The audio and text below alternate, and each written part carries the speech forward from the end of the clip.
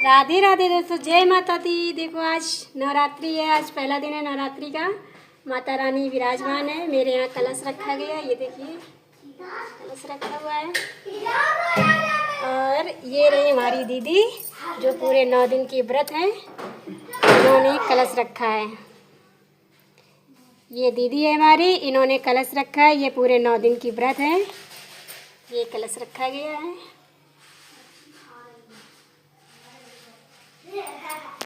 जय माता की।